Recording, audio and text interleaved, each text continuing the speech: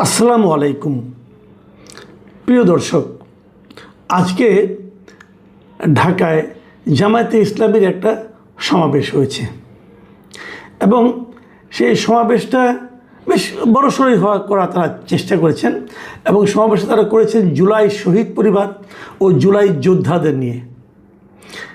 এবং এই সমাবেশে তাদের সঙ্গে ছিলেন তাদের যে ভোটের যে শরিক দল মানে এনসিপির নেতারাও এই সমাবেশে কথা বলেছেন এবং যথারীতি এই সমাবেশ থেকে তারা সরকারি দল বিএনপির প্রতি কিছু হুমকি দিয়েছেন, বিএনপির কিছু সমালোচনা করেছেন এবং এগুলো করেছেন। তারা সেখানে কি কি কথা বলেছেন এগুলো আমি একটু বিশ্লেষণ করতে চাই। আমি চাই এই কারণে যে একটা সরকার মাত্র 2 মাস হলো, 2 মাসেই সেই সরকারকে ফেলে দেওয়ার, ক্ষমতা থেকে ফেলে দেওয়ার হুঙ্কারও কিন্তু আমরা জামায়াতের নেতাদের মুখে শুনেছি। তো যদি সরকার তাদের হুঙ্কারে ধরেন কেঁপে টেপে পড়ে গেল, তাহলে কী হবে? আবার নির্বাচন হবে না কি? মানে ঘটনাটা কী দাঁড়াবে? মানে একটা সরকারকে আমরা দায়িত্ব দিয়েছি, ভোট দিয়ে বসিয়েছি, সেই সরকার আপনি সমালোচনা করেন, হতে পারে তার যে কোনো কাজেরই আপনি সমালোচনা করতে পারেন। আমরাও সমালোচনা করি, আমরা সরকারি দলের সমালোচনা করি, বিরোধী দলের সমালোচনা করি, সকল যেটা আমার কাছে ভুল লাগে সেটা নিয়েই সমালোচনা করি। ওরকম আপনারাও করবেন। জনগণ সেগুলো শুনবে, বুঝবে, নিজেরা মিলিয়ে নেবে, তারপরেই তো সরকার চলবে, কোনো সমস্যা তো নাই। কিন্তু ফেলে দিতে হবে কেন? তারপর যে সমস্ত কথাবার্তা বলা হচ্ছে এই কথাগুলি নিয়েও আমি একটু আলোচনা করতে চাই। যে জিনিসটা বলেছে জামায়াতের আমির, তিনি বলেছেন যে বিএনপি প্রতিটি বিষয়ে পালিয়ে যাওয়া ফ্যাসিবাদের রাস্তা ধরে হাঁটা শুরু করেছে। প্রতিটি বিষয়ে কিন্তু আমার এই প্রতিটি বিষয় নিয়ে আমার আপত্তি। আপনি বলতে পারতেন যে বিএনপি কোনো বিষয়ে কোনোভাবে তাদের আচার আচরণ দেখে যেন মনে হচ্ছে, এরকম বলতে পারতেন। কিন্তু আপনি যখন বলবেন প্রতিটি বিষয়ে, তখন কিন্তু প্রশ্ন উঠবে যে বিএনপি যা কিছু করছে, এই সরকার যা কিছু করছে, সবই কি আওয়ামী ফ্যাসিবাদী মানে আওয়ামী পালিয়ে যাওয়া ফ্যাসিবাদী সরকারের মতো হচ্ছে? এইভাবে এত অতি সরলীকৃত বক্তব্য একজন জাতীয় নেতার মুখে কিন্তু আসলে মানায় না। এবং উনি কী বলেছেন? উনি বিএনপির উদ্দেশ্যে বলেছেন, হাজার চেষ্টা করেন ওই আওয়ামী লীগ হতে পারবেন না, দুর্বল আওয়ামী লীগ হতে পারবেন। তো আওয়ামী লীগ হতে পারবেন না বলতে উনি কি আওয়ামী লীগের চরম যে স্বৈরতান্ত্রিক যে আচরণ ওটার কথা বলছেন? তার মানে তারা দুর্বল আওয়ামী লীগ, তো দুর্বল আওয়ামী লীগ হলে মন্দ কি? স্বৈরাচারী আচরণ কিছু কম হবে? কিন্তু এ ধরনের কথা যখন বলেন তখন কিন্তু একটু প্রশ্ন জাগে। যেমন উনি বলেছেন যে জুলাই গণঅভ্যুত্থান না হলে, মানুষ জীবন না দিলে বিএনপি আজকে ক্ষমতার তাপ উপভোগ করতে পারত না। এই কথাটা এবং উনি বিএনপিকে জুলাই বিপ্লবের সুবিধাভোগী বলেন। দেখেন, আপনার এই কথা কিন্তু ঠিক, আমি অস্বীকার করি না। কারণ জুলাই অভ্যুত্থান না হলে, মানুষ জীবন না দিলে তো আওয়ামী লীগ সরকারের পতন হতো না। আওয়ামী লীগ সরকারের পতন না হলে বিএনপি ক্ষমতায় আসতে পারতো না, ইহা সত্য, কোনো সন্দেহ নাই। তাহলে বিএনপি কী হতো? বিএনপি দৌড়ের উপর থাকতো, বিরোধী দল হিসেবে থাকতো, দৌড়ের উপর থাকতো। কিন্তু জনাব শফিকুর রহমান, আপনি একটা ভেবেছেন আপনাদের কি হতো? আপনাদের কি হতো? জুলাই অভ্যুত্থান না হলে তো আপনারা একটা নিষিদ্ধ রাজনৈতিক দল হইতেন। আপনি বলছেন জুলাই আন্দোলনের সুবিধাভোগী হলো বিএনপি। জুলাই আন্দোলনে বিএনপি যতটুকু সুবিধা পেয়েছে তার চেয়ে অনেক বেশি সুবিধা পেয়েছেন আপনারা। আপনি এখন জাতীয় সংসদের বিরোধী দলীয় নেতা। যদি জুলাই আন্দোলন না হলে আপনি কোথায় থাকতেন? আপনি নিষিদ্ধ দলের নিষিদ্ধ আমির হতেন। তাহলে কী হতো? কাজেই জুলাই আন্দোলনের সুবিধাভোগী আমরা সবাই, এই জাতির সবাই আমরা জুলাই আন্দোলনের সুবিধাভোগী। কিন্তু জুলাই আন্দোলনের সেই সুবিধাটাকে কে কীভাবে ব্যবহার করছে, দ্যাট ইজ দ্য পয়েন্ট।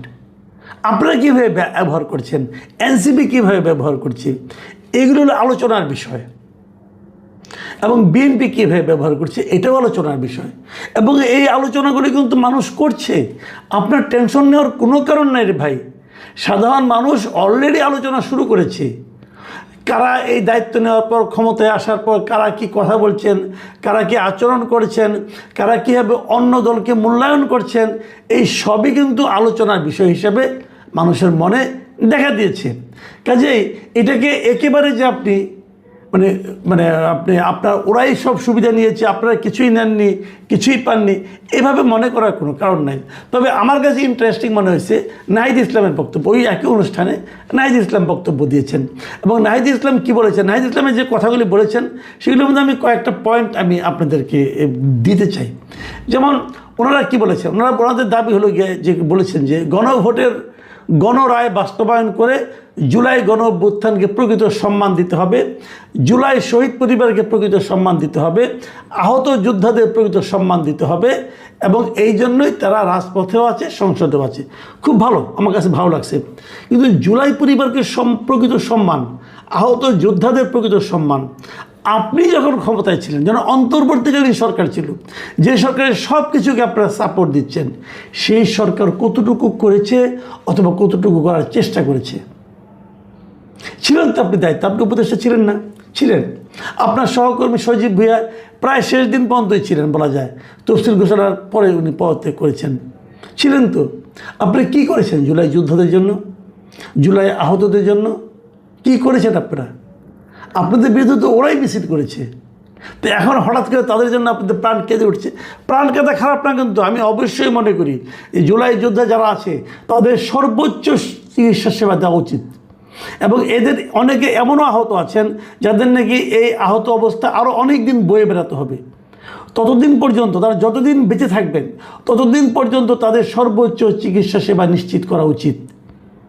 যেমন আমরা যুদ্ধাহত মুক্তিযোদ্ধাদের জন্য করেছিলাম, তেমনিভাবে এদের জন্য করা উচিত। কিন্তু সেই কাজটা যখন আপনারা দায়িত্বে ছিলেন তখন আপনারা কী করেছেন? এই দাবিগুলো তখন আপনারা তুলেন নাই কেন? অথবা যখন আপনারা নিজেরা উপদেষ্টা ছিলেন তখন কেন এই কাজগুলো আপনারা করেন নাই? কেউ করেন নাই আপনারা। তখন আপনারা নিজেদের পকেট ভারী করার জন্য ব্যস্ত ছিলেন। তাহলে কোন মুখে এই কথা এখন এই গভর্নমেন্টকে বলেন?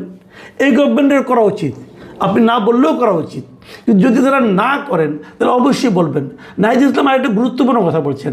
তিনি বলেছেন যে মানে গুরুত্বপূর্ণ মানে আমার কাছে মানে লেগেছে, কানে বেজেছে কথাটা। উনি বলেছেন এই সরকার 2 মাসে যতটা অজনপ্রিয় হয়েছে আমরা জানি না আগামী 6 মাসে তার পরিণতি কী হবে, তার অবস্থান কি হবে। আবার আরেকটা বলেছেন যে বাংলাদেশের ইতিহাসে মাত্র 2 মাসের মধ্যে কোনো সরকার এতটা অজনপ্রিয় হয়েছিল কিনা সেই প্রশ্নটাও নাহিদ ইসলাম করেছেন। এই সরকার অজনপ্রিয় কোন বিবেচনায়? অবশ্যই মানুষের চাহিদার কখনো শেষ নাই। মানুষের চাহিদা সাধারণত মেটানো কঠিন। সব চাহিদা, বিভিন্ন শ্রেণীর মানুষ থাকে, তাদের বিভিন্ন ধরনের চাহিদা থাকে। আপনি সব চাহিদা কখনোই মেটাতে পারবেন না। আমাদের মতো তৃতীয় বিশ্বের, আমাদের মতো দরিদ্র দেশের যে কোনো সরকার হোক তাকে অজনপ্রিয় হতেই হবে। সে অনেক কিছু মেটাতে পারবে না। কিন্তু আমার দেখার ব্যাপার হলো তারা কতটুকু মেটাতে পারছে, কতটুকু পারছে না, অথবা কতটুকু পারার চেষ্টা করছে।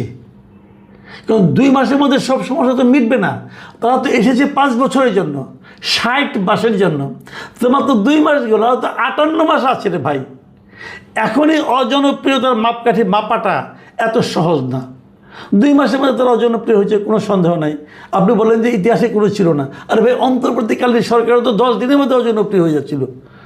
যখন তারা এই সমস্ত অথর্ব লোকগুলিকে এনে উপদেষ্টা বানিয়েছে, কিছু বুড়া আর কিছু ছোড়া, মানে আপনাদের মতো কিছু লোকজন, ইয়াং মানে নবিশ লোকজনকে নিয়ে যখন উপদেষ্টা বানিয়েছে, তখনই তো লোকজন বলছে যে এই গভর্নমেন্ট গন কেস। আমি নিজে প্রথম দিনই বলেছি যে কতগুলি অথর্ব লোককে আনছেন আপনারা, এগুলো তো নড়তে চড়তেই পারে না, এটা কখন কাজ করবে। আর কতগুলি ইয়াং পোলা বানাচ্ছেন, এতে তো কোনো অভিজ্ঞতাই নেই। এবং তাই হয়েছে। আপনারা ইতিহাসের খাতায় নাম লিখিয়েছেন। আমি বলবো যে বাংলাদেশের ইতিহাসে এত কম বয়সে এত দুর্নীতি মনে হয় আর কেউ করে না, যা নাকি আপনাদের সহকর্মীরা করেছে। তো অজনপ্রিয় আপনারা তখনই হয়ে গেছেন। কাকে খোঁজ দিচ্ছেন আপনারা? দেখুন, আমি এখন একটা কথা বলি, যেটা বলে আমি আলোচনাটা শেষ করতে চাই। সেটা হলো গণভোটের গণরায় বাস্তবায়নের কথা বলেছেন। গণভোট জিনিসটা আমি মনে করি ইউনূস সরকার এই জাতির উপর চাপিয়ে দিয়েছিল। ডক্টর আলী রিয়াজের প্ররোচনায় ডক্টর ইউনূস এই দেশে এই জাতির উপর গণভোট চাপিয়ে দিয়েছিল, যেটা ছিল সম্পূর্ণভাবে একটা বেআইনি এবং অবৈধ কাজ। কথা পরিষ্কার। গণভোটকে কোনোভাবে আপনি জাস্টিফাই করতে পারবেন না, কোনোভাবে না। গণভোটের রায় মানতে গেলে পরবর্তী সময়ে এটা নিয়ে সংসদে এবং উচ্চ আদালতে প্রশ্ন উঠতে পারত। মনে রাখবেন, সংবিধান আপনি সবসময় হয়তো মানবেন না, মানেন না, এগুলি বলে আপনি বলবেন যে বিপ্লব মানে সংবিধান মানলে অভ্যুত্থান হতো না, গণ আন্দোলন করা যেত না, এগুলি সবই ঠিক আছে। কিন্তু আপনি যদি এমন একটা প্রক্রিয়ায় সংবিধানকে চেঞ্জ করেন, সুপ্রিম কোর্ট হচ্ছে সংবিধানের গার্ডিয়ান, সুপ্রিম কোর্টে যদি কেউ প্রশ্ন করে সংবিধানকে কি এভাবে চেঞ্জ করা যায়, যদি সুপ্রিম কোর্ট বলে করা যায় না, আজ হোক কাল হোক 10 বছর পরে হোক, এই প্রসঙ্গটা কিন্তু সুপ্রিম কোর্টে উঠতে পারে। তখন সুপ্রিম কোর্ট কী বলবে যে এই প্রক্রিয়া গণভোট আবার কি? গণভোট তো আমাদের সংবিধানে নাই, এবং গণভোটের ব্যাপারে এটা অধ্যাদেশে জারি করা যায় না। রাষ্ট্রপতি যে গণভোটের অধ্যাদেশ জারি করেছে এটাও তো রাষ্ট্রপতির এখতিয়ার বহির্ভূত, সেটা পারে না করতে। সংবিধানের 93 অনুচ্ছেদের কথা বলেন, তারপরে ওখানে পড়ে দেখেন, সেটা পারে না। তো সেক্ষেত্রে একটা অবৈধ পদ্ধতি, অবৈধ একটা সিস্টেমের মাধ্যমে, সিস্টেমকে পুঁজি করে আপনি একটা গণভোটের রায় নিয়েছেন, নিয়ে বলছেন যে হয়ে গেছে, এখন এটা এইভাবে করতে হবে। ভাই এত সহজ তো না। আমি আরেকটা কথা বলে শেষ করি, একটা কথা মাথায় রাখবেন, 3টা জিনিস ভাই। 1 নম্বর হলো যে গণ অভ্যুত্থান যেটা হয়েছিল, যে গণ আন্দোলনের কারণে হাসিনা সরকারের পতন হয়েছিল, সেই গণ আন্দোলন এবং ইউনূস সরকারের সংস্কার কর্মকাণ্ড আলী রিয়াজের নেতৃত্বে, এবং সবশেষ জুলাই সনদ, এই 3টা জিনিসকে সমার্থক মনে করার কোনো কারণ নাই। 3 জিনিস। যখন জুলাই আন্দোলন হয় তখন কিন্তু সংস্কার নিয়ে কোনো আলোচনা একবারের জন্য কেউ হয় নাই। সংস্কারের প্রসঙ্গটা আসছে হাসিনা সরকারের পতনের পর। তার সঙ্গে এই কয়েকজন নেতৃবৃন্দের সম্পর্ক আছে, এবং এই সংস্কার কর্মকাণ্ড যারা পরিচালনা করেছে তাদের সঙ্গে আবার জুলাই গণ অভ্যুত্থানের কোনো সম্পর্ক ছিল না। এমনকি ডক্টর ইউনূস তো ছিলই না। ডক্টর আলী রিয়াজকে এই আন্দোলনে ছিল, ডক্টর ইউনূস ছিল, ডক্টর ইউনূসের বিখ্যাত উপদেষ্টা নূরজাহান বেগম ছিল, আলী ইমাম মজুমদারের কোনো ভূমিকা ছিল? কারো কোনো ভূমিকা ছিল না। এরা হলো সুবিধাভোগী। এই যে রিজওয়ান হাসান, তার কোনো ভূমিকা ছিল? এরা হলো সুবিধাভোগী। এই সুবিধাভোগী লোকগুলি এসে নিয়ে পরে এটাকে একটা ক্যাচাল বাঁধিয়ে জিনিসটাকে, তাদের শাসনটাকে দীর্ঘায়িত করার চেষ্টা করেছে, আর কিচ্ছু না। আমি তবুও বিএনপিকে সাধুবাদ জানাবো। বিএনপি বলেছে তারা জুলাই সনদকে অক্ষরে অক্ষরে বাস্তবায়ন করবে।